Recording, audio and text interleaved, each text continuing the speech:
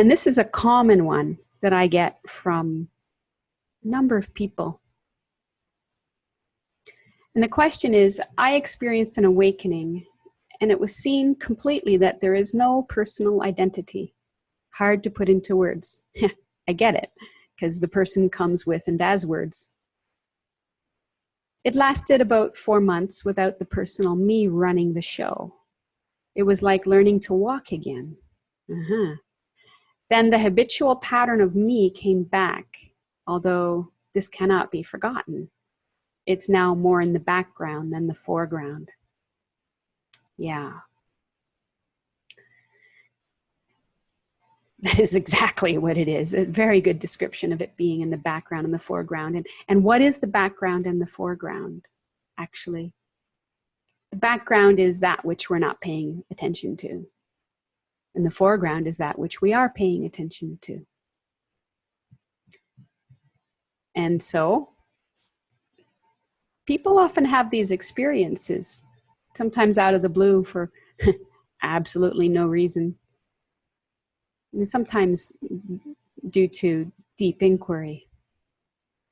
But when it happens and you have no idea what's happened,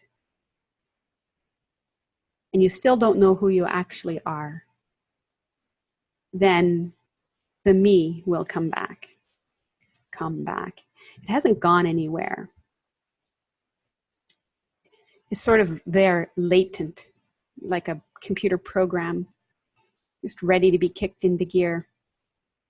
Gets kicked into gear when we get interested in thoughts. I remember working with a client who had the exact same experience, but theirs lasted 6 weeks.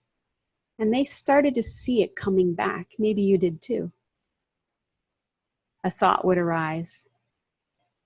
Prior to it starting to come back, thoughts would arise, but they were no problem. If you look back on this experience, you'll know there were thoughts. You weren't thoughtless, but they weren't problematic because they didn't contain a personal I in them. And not just the fact that they didn't contain a personal I. What does that mean? You didn't identify yourself with them. But then when certain thoughts with certain content start to arise that trigger memory of you, you start to become interested in them and you identify with them again. And the more attention you give them, the more you identify, the more they come.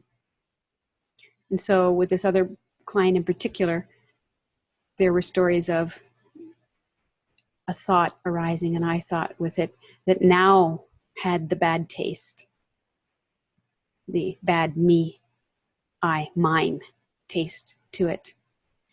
And this is happening without you knowing it's happening because you still don't know about the movie in the mind. You didn't know it then. You don't know that you're not a thought. You haven't done the discernment. You don't know who you really are. And so it kicks back in. Gradually, ever so gradually, until one day you have the ultimate I or me thought that says, oh my God, I'm back. And now your interest is in that, and your identification is in that. And now there's an I who used to be personless, who now has a person again. Where did your identity go during that experience?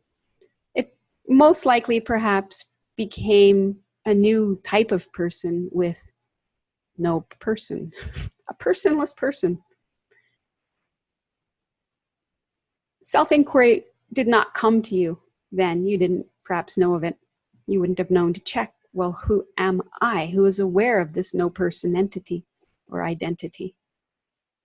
Had that happened, you may have seen the truth of who you are. And once you see that, this is over. It cannot come and go again. So I urge you to discover the 5 powers you were born with. Pay attention to what's actually going on. discern the difference between reality and the movie in the mind, so that when you get another opportunity, you may see the truth of who and what you really are.